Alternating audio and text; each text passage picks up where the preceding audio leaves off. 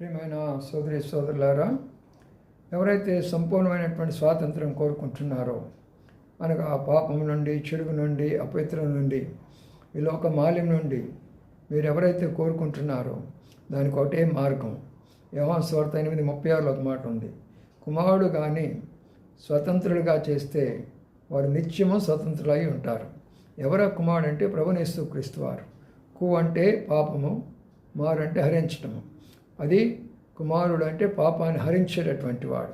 కాబట్టి సంపూర్ణమైనటువంటి స్వాతంత్రం మనం కలిగి ఉండాలా, పరిశుద్ధంగా జీవించాలా, నీతిగా జీవించాలా, యథార్థంగా జీవించాలా, పవిత్రంగా జీవించాలా, అందరిని ప్రేమించాలా, అందరూ సమానంగా చూడాలా, చనిపోతే పరలోక రాజ్యం వెళ్ళాలనుకుంటున్నారా?